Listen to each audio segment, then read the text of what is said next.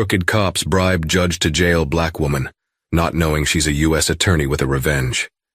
In a city simmering with secrets and whispers of corruption, an unassuming arrest triggers a chain reaction of twisted fate and unimaginable revenge. This is the story of Maya Carter, a brilliant, relentless black attorney whose life is shattered in a single night when crooked cops bribe a judge to lock her away. Unbeknownst to them, Maya is no ordinary defendant. She's a U.S. attorney with a lifetime of victories against injustice, and now she has a personal score to settle. Prepare for explosive confrontations, shocking alliances, and the ultimate reckoning.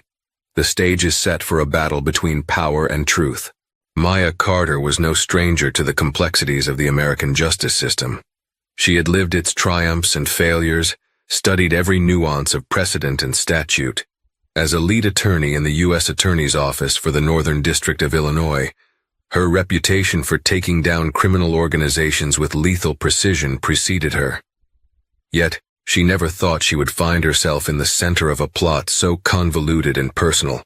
Born and raised on the south side of Chicago, Maya had climbed an arduous ladder. She excelled in high school, pushed by her father, a civil rights activist who taught her how systemic injustices often thrived in plain sight. Graduating top of her class from Howard University, then moving on to Harvard Law School, Maya blazed through every barrier in front of her. She took her place in the Justice Department, determined to be a spearhead against political corruption and police misconduct. Her office was a modest corner in the Dirksen Federal Courthouse, a place Maya had always viewed with reverence.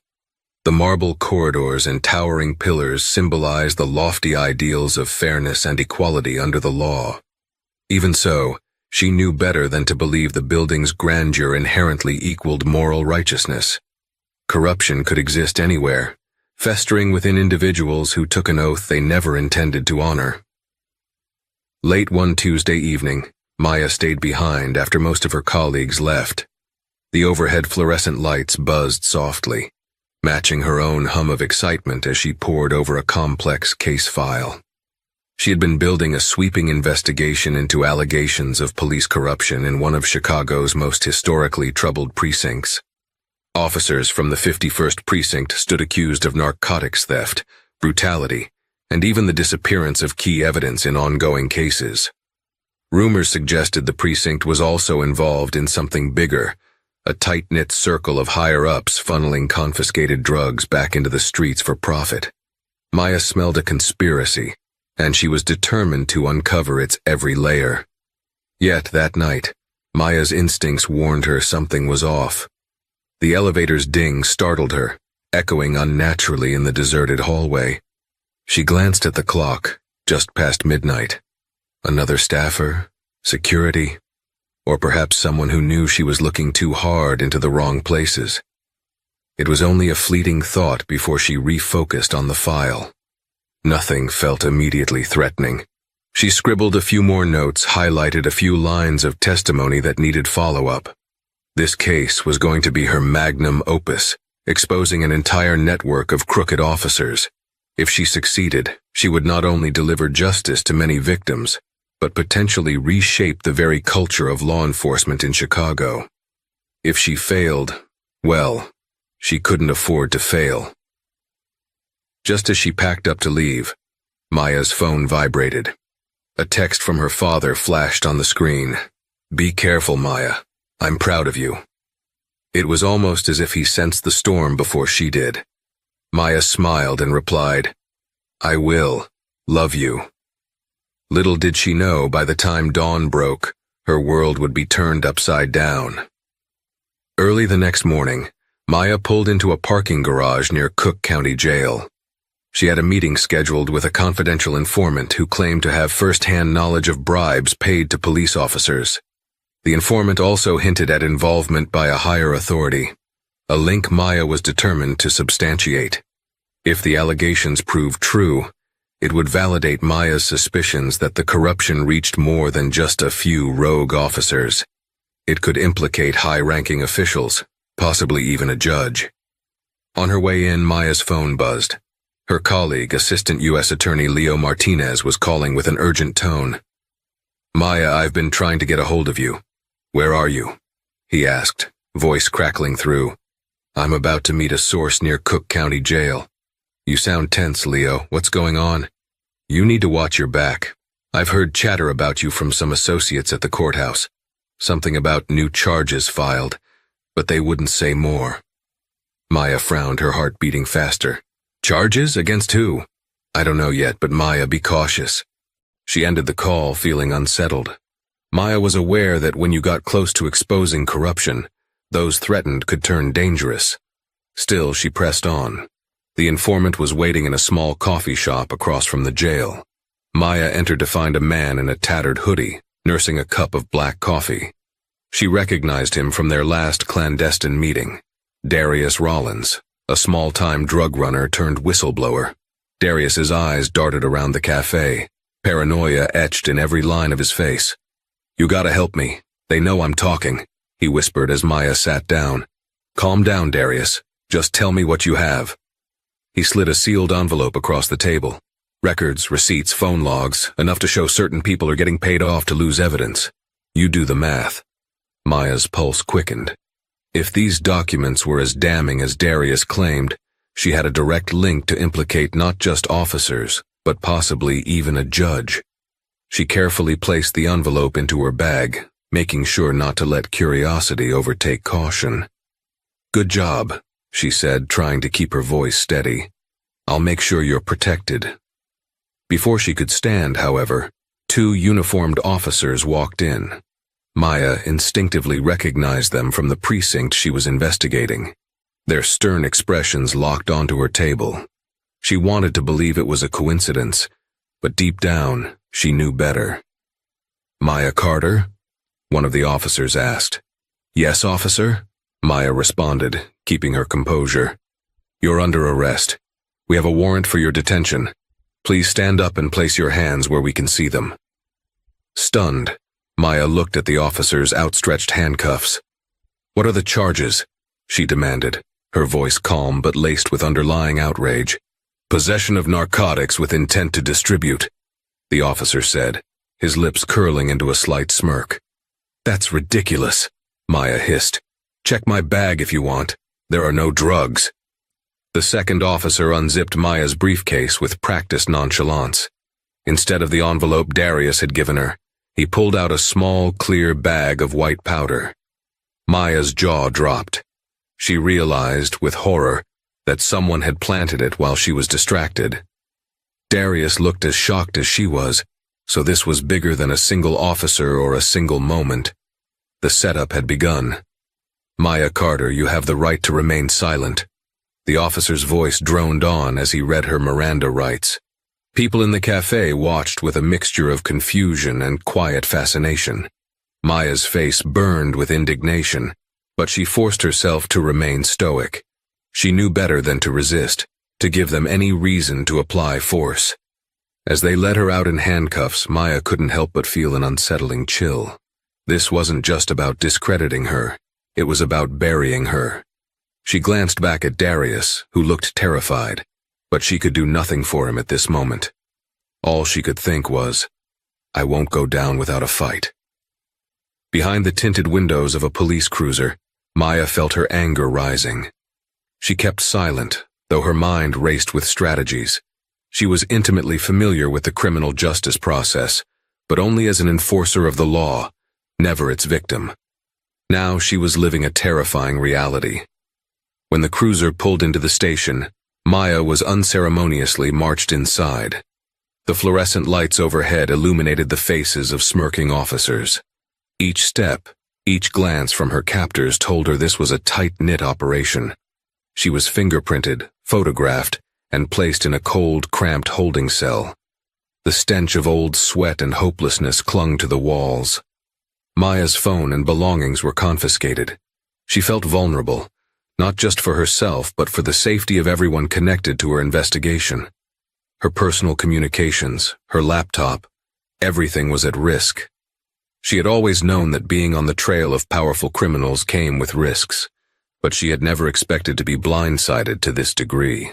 Hours passed in the holding cell with no explanation. Maya tried to recall every detail of the short time leading up to her arrest. The text from Leo, the meeting with Darius, the police officer's abrupt arrival, and the planted drugs. It all smacked of orchestration. She tapped her foot restlessly against the concrete floor, forcing herself to remain calm. Eventually, the cell door slid open and a uniformed officer gestured for her to follow. She was led down a hallway to a small interrogation room. Inside waited two men she recognized, Detective Roy Hastings and Detective Jeremy Dixon from the 51st Precinct. She had seen them in photos while investigating corruption. They were rumored to be ringleaders. This meeting was no coincidence. Maya took a seat at the lone metal table, her shackled wrists clinking against the surface. Detective Hastings started, "Miss Carter, or should I say counselor, we have reason to believe you've been involved in trafficking narcotics. A search of your belongings turned up a sizable amount of cocaine." She held his gaze. "And why would a U.S. attorney be stupid enough to carry narcotics, Detective Hastings?" He smirked. "You tell us. People do desperate things for money." Dixon leaned in, tapping a pen against the table. "We have eyewitnesses placing you at multiple drug exchanges around the city. Plus, the judge who signed the warrant had enough probable cause to believe you're a flight risk." Maya's eyes narrowed. A judge had already signed a warrant? This was moving faster than any normal case, and with a suspicious air of precision. She needed to keep them talking. "Which judge?" she asked, feigning indifference. "Judge Marcus Lowry," Hastings replied, his satisfaction evident in the slow grin that crossed his face. Maya's stomach tightened. Judge Lowry had a reputation for being extremely tough on crime, handing out maximum sentences for even minor offenses. Rumors swirled that Lowry was partial to bribes. Maya had never found concrete evidence of his corruption, until now. Hastings continued, "You'll be held overnight for arraignment tomorrow. I'd suggest you find yourself a good lawyer, Miss Carter." She leaned forward, shackles rattling. "I am a lawyer, and you two are making the biggest mistake of your careers. I will prove this was a setup." Dixon chuckled. "And how will you do that from behind bars?" Their contempt was evident. To them she was a nuisance, an ambitious attorney who poked her nose where it didn't belong.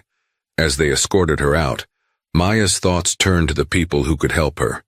She needed to contact Leo Martinez or her boss at the U.S. Attorney's Office, but with her phone confiscated and the entire operation seemingly compromised, Maya realized she might be on her own for the time being. They led her through a maze of corridors until she arrived at a dingy cell. This wasn't just a holding area anymore. This was a place where detainees often spent days, weeks. The door clanged shut behind her. She was locked in, but her spirit remained fiercely unbroken. As Maya sank onto the narrow cot, she steeled herself. She had faced worse odds in the courtroom. This time, the stakes were life-altering. Not just for her, but for everyone who believed in her mission. She would find a way out. And when she did, she promised herself, the entire house of cards, Judge Lowry, Hastings, Dixon, and everyone else in their crooked circle, would come crashing down. Morning arrived with the echoes of clanging metal doors and the buzz of glaring fluorescent lights. Maya barely slept. Anxiety gnawed at her, but a defiant fire fueled her determination. She was scheduled to appear for arraignment that afternoon. If the system worked the way it was supposed to, the bail hearing would be straightforward. She could leverage her impeccable record and position to walk out. Yet she couldn't shake the fear that something else was in motion. When a guard finally escorted her to the courthouse, Maya felt the stares and whispers from other officers. She held her head high, refusing to be humiliated. She was Maya Carter, one of the top prosecutors in Chicago. This entire situation felt surreal, but she had to treat it with the same gravity she would any high-stakes case. Outside the courtroom, she spotted Leo Martinez pacing anxiously. Dressed in a crisp suit, he rushed over the moment he caught sight of her. "Maya, thank God, are you okay?" he whispered, his face creased with worry. "I've been better," she replied, "but I'm managing. Leo, they planted drugs on me. Someone set me up." He nodded, glancing around to ensure no one overheard. "I've spent the night trying to figure out what's going on. Rumor has it Judge Lowry is involved, and it's not just him. There are bigger names being whispered. A chain of dirty cops and possibly a local politician. Maya frowned. What about our boss, the U.S. Attorney? Has he weighed in? Leo's expression darkened. He's out of town, on a conference. And from what I can gather, his second-in-command is advising we stay out of it. Stay out of it? Maya repeated, feeling her stomach twist. So they're just going to let me rot here? I think they're worried about the political fallout. Lowry has connections. The optics are messy. Before Maya could respond, her name was called. She was ushered into the courtroom, an all too familiar setting. But today she stood in the defendant's place. The presiding judge, to her surprise, was not the usual rotation. Instead, it was Judge Marcus Lowry himself, stepping in for what Maya suspected was a staged performance. She scanned the room. There were a handful of reporters, likely tipped off about the scandalous arrest of a U.S. attorney. The prosecutor for the state, a woman named Marisol Reed, sat with a stoic face, flipping through papers in a file. Maya didn't know Reed well, but had heard she was tenacious. The bail hearing was brief. Lowry's gaze was cold, dispassionate. The prosecutor argued Maya was a flight risk, a high-level attorney with resources and international ties. Maya wanted to laugh. Her only international ties were professional conferences she had attended. Yet the judge appeared to consider it seriously, nodding along. When it was Maya's turn to speak, she laid out her credentials and ties to the community. She had no criminal history. She was an officer of the court. But the moment she locked eyes with Judge Lowry, she sensed a sealed fate. I find the defendant to be a potential risk, he declared, ignoring every logical point she made. Bail is hereby denied. The defendant will remain in custody until trial.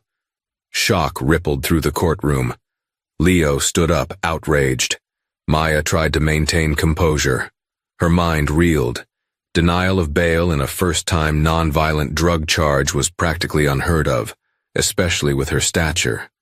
This was a blatant abuse of judicial power. But that was the point, wasn't it? Lowry was sending a message. Maya Carter was not above his reach. As she was led away in handcuffs, Maya heard murmurs from the gallery. She caught a glimpse of Detective Hastings standing near the door, wearing a smug smile. She realized then that their plan was far more elaborate than she'd initially thought. They had bribed a judge, manipulated evidence, and orchestrated her fall from grace in the public eye. They expected her to capitulate, to accept a plea or to wither away in jail. But they'd made one critical mistake. They had underestimated Maya Carter's resolve. If her superiors wouldn't help, she'd find another way. She'd fight them from inside the system they thought they controlled. And when she was done, Lowry, Hastings, Dixon, every last one, would pay the price. Once Maya was transferred to a detention center, she confronted a grim new reality. Stripped of her professional attire and forced to wear an orange jumpsuit, she felt like a stranger in her own skin. The guards relished every moment of this role reversal, an esteemed U.S. attorney locked behind bars. Whispers trailed her every step. Some inmates recognized her from high-profile cases. Others eyed her with suspicion, uncertain whether she was friend or foe. In a place where trust was currency, Maya had none. Yet Maya was not one to sink into despair. Within hours of her arrival, she tapped into her well-honed instincts, sizing up the environment as if it were a new case to crack. She noticed which guards were indifferent, which ones seemed overly invested in humiliating her, and which inmates had influence. From her years of courtroom battles, she recognized that alliances could emerge in the unlikeliest of places. While awaiting her turn at the mess hall, she felt a slight tug on her sleeve. It was a timid voice from behind, a young woman with tear-stained eyes and a shaky smile. "Hey, Maya Carter, is that really you?" Maya turned, curious. "Yes. They said you were a U.S. attorney," the woman whispered. "I'm Tasha. I used to watch your cases on TV. You got my brother's killer put away for life." Her voice shook with gratitude. "He was a gang member and no one else cared. But you fought for us." Maya felt an unexpected warmth. Even in this dire situation, she found a spark of humanity. "I'm sorry you lost your brother," she said quietly. "I hope that case gave your family some closure." Tasha nodded, tears welling in her eyes. "If there's anything you need, I want to help." That evening, Maya learned that Tasha had some measure of respect among certain detainees, those who despised the street violence that had destroyed their neighborhoods. Tasha whispered warnings to Maya about inmates who might give information to the crooked guards. She pointed out that Maya's situation was already known, and some might want to curry favor by feeding falsehoods about Maya's actions behind bars. In the following days, Maya's presence in the detention center sparked a silent tension. Some inmates were thrilled to see a rich attorney brought down. Others feared Maya because of her connections to law enforcement. But a small group, led by Tasha, seemed surprisingly protective. Their reasons varied. Some had been wrongfully convicted and believed Maya stood for justice. Others simply admired her unyielding spirit. Meanwhile, Maya concocted a plan to gather evidence from behind bars. She needed to reach out to Leo, to Darius, or anyone who could help. Correctional facility phones were monitored. Mail was censored. She had to be clever. She took careful notes, memorizing every suspicious detail and conversation, saving it for the day she could present her case to an honest judge, or to the media. One evening, Tasha approached her in the communal area. "I know a guard, Martha Evans. She's not like the others. She hates the corruption here. Maybe she can pass a message for you." Maya's eyes lit up with cautious hope. "Is she trustworthy?" Tasha nodded. "I think so. But be careful. They're watching you closely." In the gloom of fluorescent lights, Maya recognized this might be her best shot. If she could smuggle a letter or arrange a covert phone call, she could coordinate with Leo to uncover the evidence she needed to expose Lowry and the crooked cops. She was treading on dangerous ground. If the guard turned out to be compromised, Maya's situation would only worsen. Still, Maya reminded herself of one truth. She hadn't spent years dismantling conspiracies just to crumble under pressure now. She was Maya Carter, a woman forged by adversity, driven by an unwavering commitment to justice. If these crooked cops and their bribe judge thought they'd caged her, they were dead wrong. Her fire still burned, and now, with potential allies in the shadows, she was one step closer to reclaiming her life and delivering the retribution they so richly deserved. Days blurred into a routine of head counts, meal lines, and the suffocating monotony of prison life. Despite the oppressive environment, Maya's mind remained as sharp as ever. She spent her time reviewing every angle of her predicament, mentally mapping out connections between the officers, Judge Lowry, and the rumored higher-ups pulling the strings.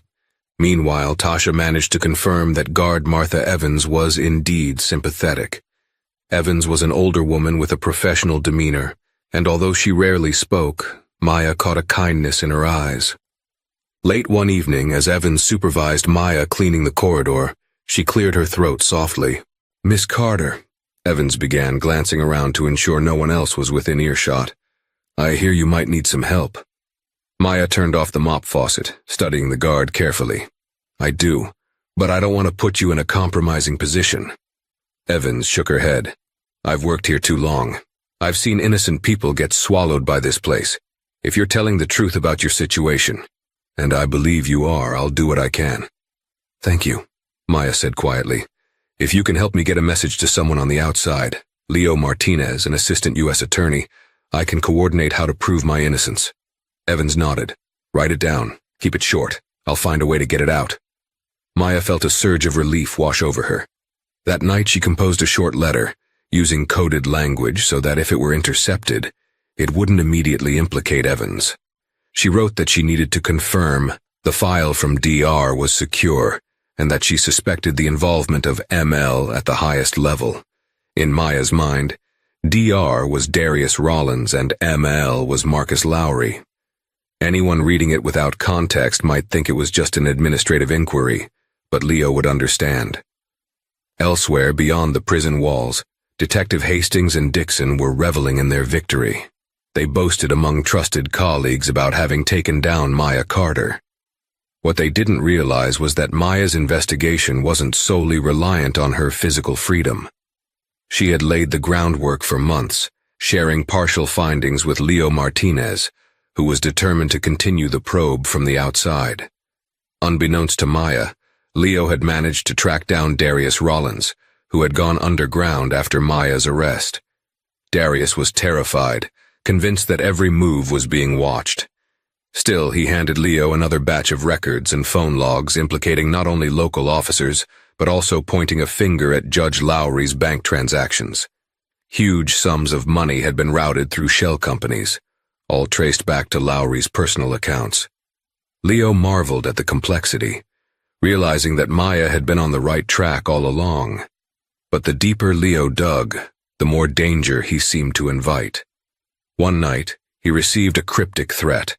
An envelope slid under his apartment door with a single bullet inside. Undeterred, Leo pressed on, albeit with added caution. He knew Maya would do the same for him. Their bond ran deeper than just colleagues. They were two warriors in a crusade against corruption. Meanwhile, Maya continued to navigate the treacherous waters inside. Through hushed conversations and coded notes, she uncovered new details.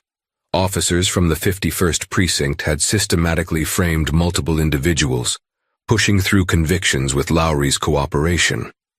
The scheme netted them promotions, bribe money, and the sense of untouchability that only entrenched power can breed. When Maya received a secret note back from Leo via guard Evans, she read it feverishly in her cell. The scrawled lines informed her of the progress on the outside.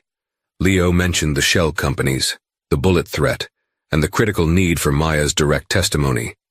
But Maya was trapped, facing a trial date set by a judge who was part of the conspiracy. Maya's heart pounded as she realized the scale of what they were unraveling. The heads of this corrupt hydra were more numerous than she first thought. Yet a new wave of determination washed over her. They wanted her scared and isolated. Instead, she felt fueled by the injustice. She folded the note and tucked it into her jumpsuit, a small spark of hope igniting her eyes. With allies both inside and outside, Maya Carter was not beaten. She was planning her counterattack. Every corrupt official who'd conspired to silence her had just set the stage for a larger, more explosive revelation. And Maya was prepared to make sure they tasted the consequences of their betrayal. Weeks crawled by, and Maya's trial date loomed nearer.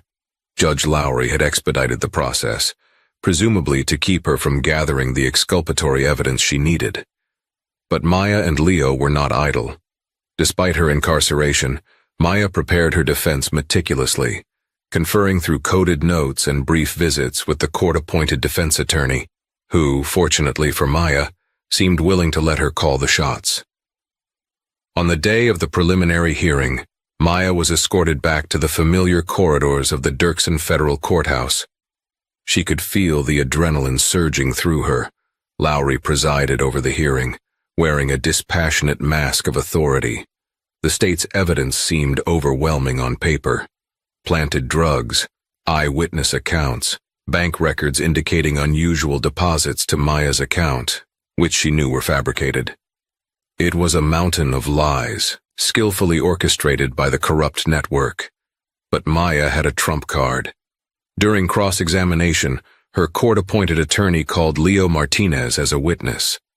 Judge Lowry visibly bristled at the mention of Leo's name. Maya smirked inwardly, recognizing the cracks forming in Lowry's stoic facade. Leo took the stand and, under questioning, began to detail the ongoing investigation into corruption at the 51st Precinct. He spoke carefully, ensuring he remained within the confines of permissible testimony. With each sentence, he painted a picture of Maya's actual role, a prosecutor dedicated to uncovering police misconduct. The pivot came when he revealed he had acquired specific documents from a confidential source, documents Maya had been gathering for months. Lowry's eyes narrowed. "This is irrelevant to the drug charges against Miss Carter," he snapped.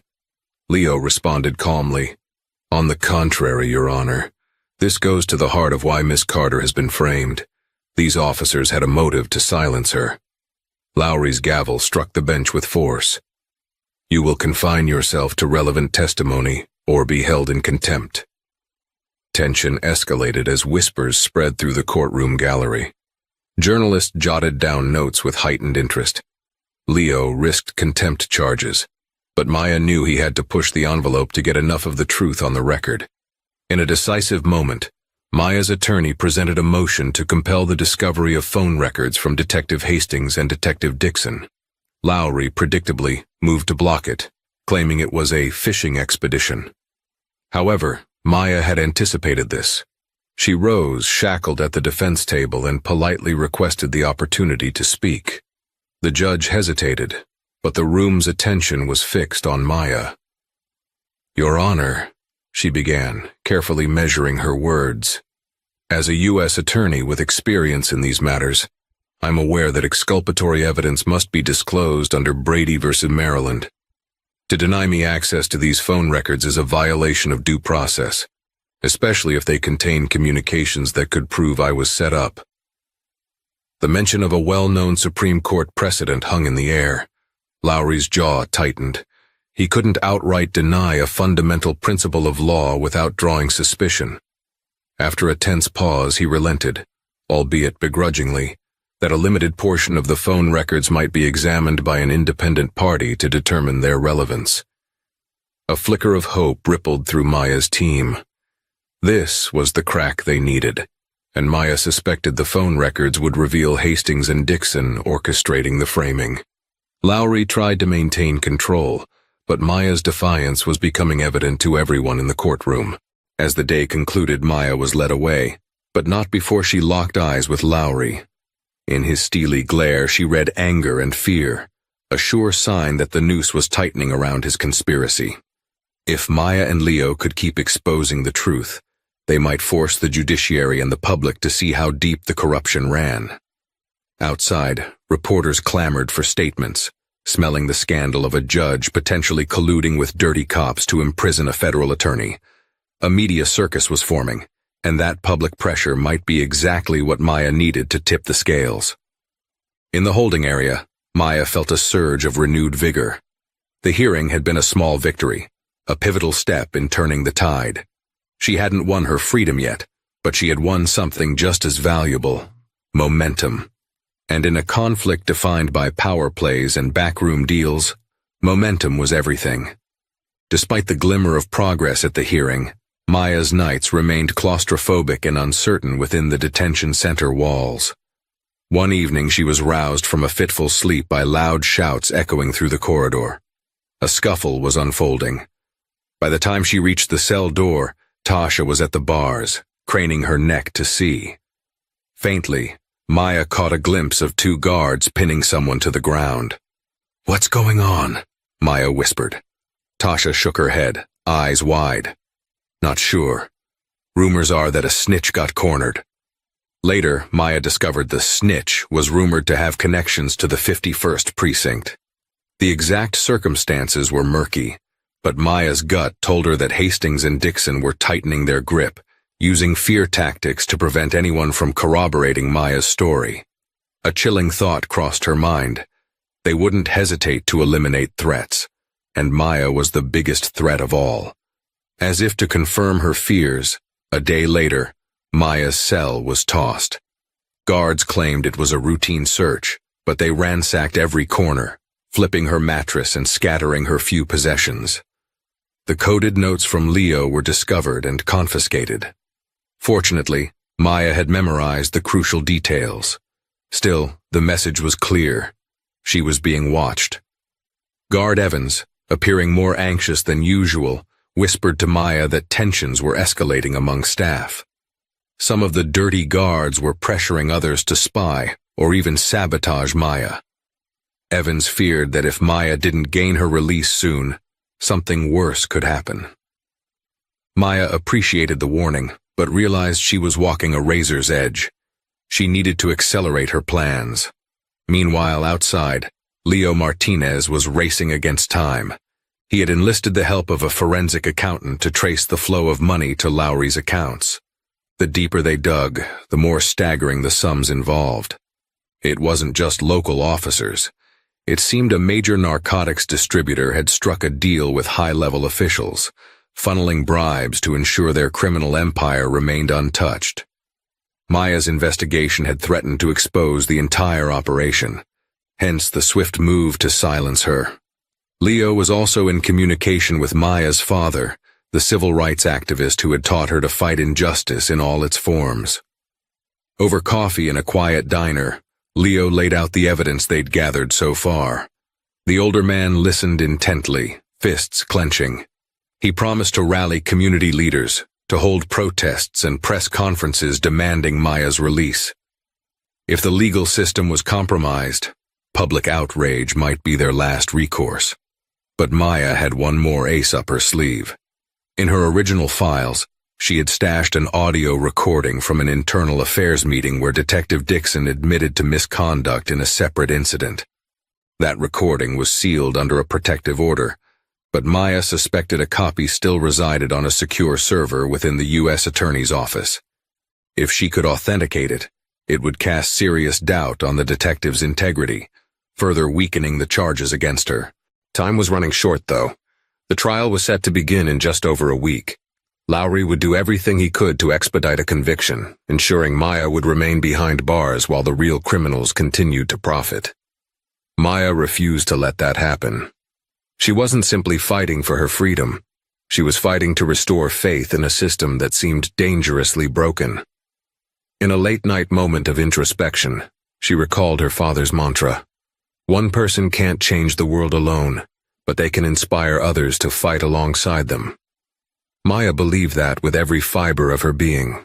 The more pressure they applied from inside and outside, the more likely the entire web of corruption would unravel. She vowed to herself that she would see this through, no matter the cost. And with that resolve burning bright, Maya closed her eyes, bracing herself for the greatest legal and moral battle of her life. The morning of Maya's trial arrived faster than she'd anticipated. Dressed again in a modest suit provided by her defense attorney, far from the tailored outfits she once wore with pride, she stood outside the courtroom, flanked by armed guards. The tension was palpable, crackling in the air like static before a thunderstorm. Spectators packed the gallery, including journalists, concerned citizens, and even a handful of Maya's fellow prosecutors who dared to show support in a personal capacity. Leo sat in the front row, nodding encouragingly when Maya caught his gaze. Tasha's brother and father were nowhere to be seen. Family members were restricted from traveling far, but Maya guessed her father might be organizing protests or speaking on the courthouse steps. She took solace in imagining him out there, rallying for her cause. Judge Lowry took the bench, his expression grim. The prosecution presented its opening statement, painting Maya as a clandestine participant in a drug ring. Maya's heart pounded with anger at the brazen lies. But she steadied herself. She knew the defense had its own arsenal to unveil. When Maya's attorney rose to present the defense's opening, the tension in the room swelled. He began by stating Maya's impeccable record of service, her deep ties to the community, and her well-documented history of prosecuting cases against corrupt officials. Then he pivoted to the heart of the matter. This case isn't about Miss Carter trafficking drugs, Your Honor. It's about people in power who seek to silence her. A murmur rippled through the gallery, and Judge Lowry's gavel thundered. "Order," he barked. But the seed of doubt was planted, and Maya could see it germinating in the eyes of the jurors. Detectives Hastings and Dixon testified first, coolly recounting their version of events. They claimed they'd received multiple tips about Maya's involvement in narcotics trafficking and had followed standard procedure. Their practiced calm and feigned sincerity might have swayed an uninformed jury. However, Maya's attorney repeatedly challenged the authenticity of their evidence, especially the drugs found in Maya's bag, pointing out chain of custody irregularities. Finally, the moment arrived when the defense submitted the audio recording from the internal affairs meeting. It showed Detective Dixon acknowledging prior misconduct, including the tampering of evidence in unrelated cases. The judge's face darkened. Lowry, aware that this evidence was an unexpected wrench in the prosecution's case, tried to downplay it, but it was too damning. In a risky move, the defense called Maya herself to testify. She rose, approached the stand, and took her oath. She steadied her voice as she recounted her investigation into the 51st Precinct, detailing how she'd come across allegations of bribery and missing evidence. She then described the day of her arrest, pointing out every inconsistency in the officers' stories. "Miss Carter," the prosecutor's voice dripped with skepticism during cross-examination, "do you have any proof that Judge Lowry was aware of or involved in these alleged acts of corruption?" Maya paused, locking eyes with Lowry. "I received multiple confidential informant statements implicating a high-level official. Wire transfers to offshore accounts bear Judge Lowry's signature. Those documents are still under review, but I'm confident they will reveal the truth." Lowry's gavel slammed again, glaring at Maya as if warning her to tread carefully. Yet the damage was done. The insinuation of direct involvement by the presiding judge left a heavy silence in the courtroom. For the first time, Maya sensed the tide shifting. The prosecution looked rattled. Hastings and Dixon, seated behind them, exchanged anxious glances. By the end of the day's proceedings, Maya was escorted back to the holding area. Though physically restrained, she felt invigorated. The jury had heard enough to question the prosecution's narrative, and the next day of trial would bring even more revelations. Reports of the trial's explosive accusations spread outside, fueling a media frenzy. Protesters gathered, demanding transparency. Word trickled into Maya's cell that her father was at the forefront of these demonstrations, calling on the mayor and federal authorities to step in. All the while, Maya clung to a single thought. They tried to bury me, but they didn't realize I was a seed. The chain of corruption was close to snapping. Now it was only a matter of who would move first and how far they'd go to protect themselves. On the second day of trial, Maya awakened to urgent whispers in the detention facility. Tasha slipped her a note through the bars before breakfast. "They're scared. Hastings and Dixon are talking about a plan B." A cold shiver ran down Maya's spine. If these men felt cornered, they might resort to lethal solutions. She had to stay vigilant. That afternoon in court, Maya's defense attorney called a surprise witness, Darius Rollins. Clad in plain clothes and visibly nervous, Darius stepped onto the witness stand. Leo had convinced him that testifying was his best chance at both redemption and protection. Darius explained how he had been involved in small-time narcotics distribution, but turned informant when Hastings and Dixon attempted to strong-arm him. He recounted bribery, forced confessions, and planted evidence as routine tactics. Then he pivoted to the day Maya was arrested. "They told me to show up at that cafe," he said. "And just before Miss Carter arrived, Detective Hastings came over to our table. He said if I didn't cooperate, he'd pin multiple charges on me. Then he slipped a bag of cocaine into her briefcase. I saw it with my own eyes." Gasps echoed around the courtroom. The prosecutor attempted to discredit Darius's testimony, highlighting his criminal past. But Maya's defense reminded the jury that his cooperation had led to the exposure of the very conspiracy Maya was investigating. The prosecution's case was unraveling, thread by thread. As the day wore on, Maya felt a stirring in the courtroom. Journalists typed feverishly on their laptops. Photographers snapped pictures. The tension crackled with every new detail revealed. Detective Hastings and Dixon grew visibly agitated, shifting in their seats, whispering to their attorney. Judge Lowry's clenched jaw betrayed his mounting frustration. He tried to maintain a facade of impartiality, but Maya sensed fear. Her words and the evidence from Darius had cornered him like never before. Then came the bombshell. Leo Martinez stood, brandishing freshly obtained bank statements. "Your Honor, we've just received these documents, courtesy of a whistleblower at the Department of Treasury." He handed them to the clerk for distribution.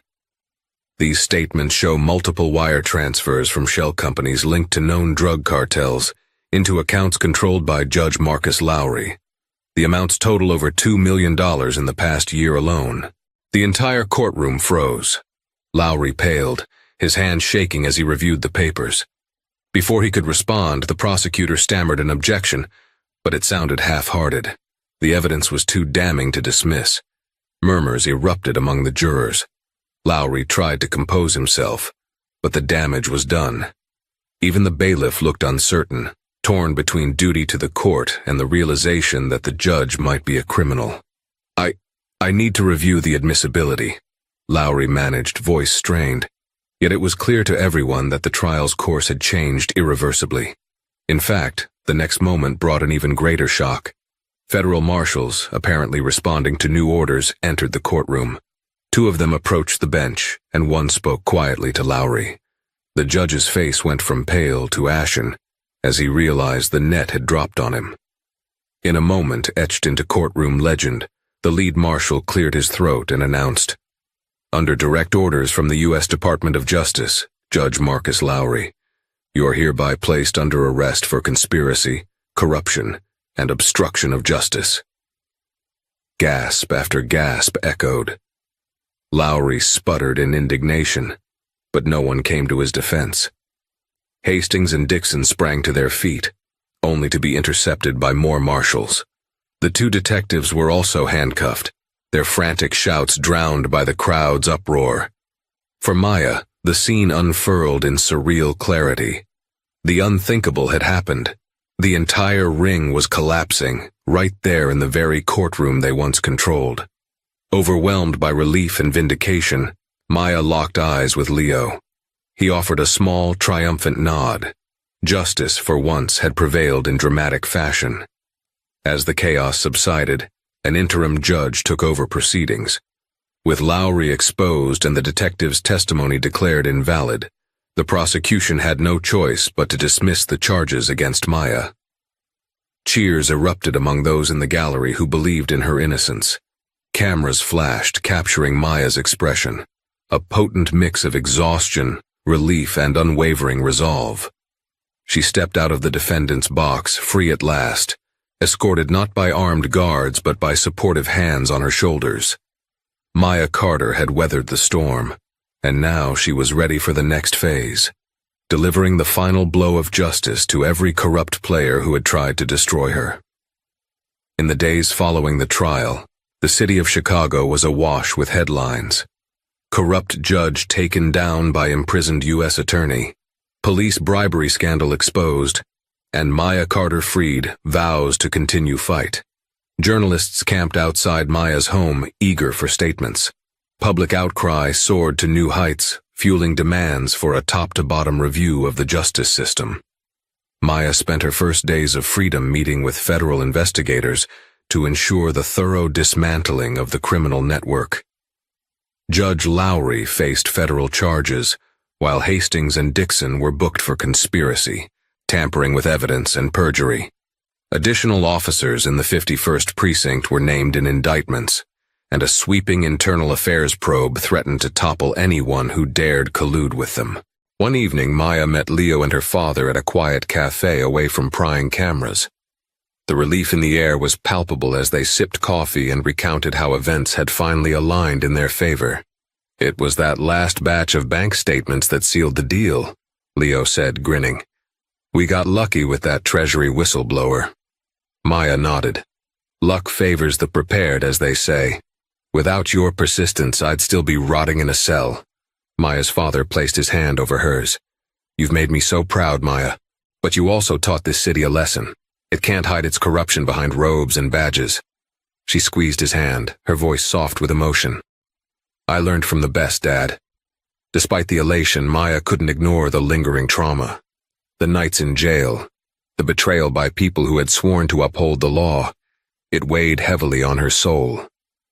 She found solace in thinking of Tasha and Guard Evans, whose small acts of support had illuminated her darkest days. Maya planned to find a way to repay them, maybe by petitioning for Tasha's case to be reopened if there were grounds to reduce her sentence. As for Evans, Maya intended to ensure her bravery didn't go unnoticed. Soon after, Maya was summoned to a press conference at the Dirksen Federal Courthouse.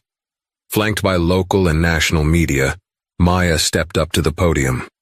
Lights flashed, microphones jutted forward. She cleared her throat, scanning the crowd of cameras and faces, a far cry from the last time she was in this building under duress. "Thank you for being here," she began. "A few weeks ago, I was arrested on false charges. Today, we've exposed a major corruption ring involving police officers and a sitting judge. Our work isn't done.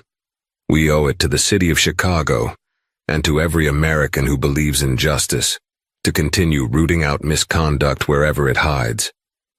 I may have survived this ordeal, but there are many who still need their voices heard. Let's make sure we don't stop until the entire system is accountable." Applause thundered, reporters shouting follow-up questions. Maya felt a deep sense of validation, knowing her words resonated beyond mere headlines. Still, she was mindful that public attention could be fickle. Sustained change required sustained effort. As the press conference ended, Maya's phone buzzed. An unknown number. She answered cautiously, her heart jolting when she recognized the voice on the other end. "Attorney Carter, you don't know me, but I work in the mayor's office. I have some important information to share about our police budget allocations." Maya smiled grimly. The fight was far from over. More cracks were forming in the once impenetrable fortress of corruption. She was ready. She had not just survived the system's attempt to break her. She had emerged stronger, more resolved. And Maya Carter never walked away from a battle for justice. Months later, the aftermath of Maya's trial continued to reverberate. Judge Marcus Lowry and several high-profile officers from the 51st Precinct awaited trial for their crimes. A new wave of reform swept through Chicago's law enforcement policies, spurred by the public outcry Maya's case had ignited. Congressional hearings beckoned, shining a spotlight on systemic issues of police accountability. Maya found herself busier than ever. She'd been offered a promotion to spearhead a specialized task force against organized police corruption. Though the scars of her wrongful imprisonment ran deep, Maya felt a sense of purpose that surpassed any she'd known before. One crisp autumn day, Maya decided to revisit Cook County Jail, the place that once confined her. She had arranged a meeting with Tasha, who was set to appear before a review board to re-examine her case. Maya walked through the all-too-familiar hallways, ignoring the claustrophobic echoes of her past. This time, she wasn't a prisoner, but a messenger of hope. Tasha stepped into the visitation room, nervously smoothing her hair. When she spotted Maya, a broad smile lit her face.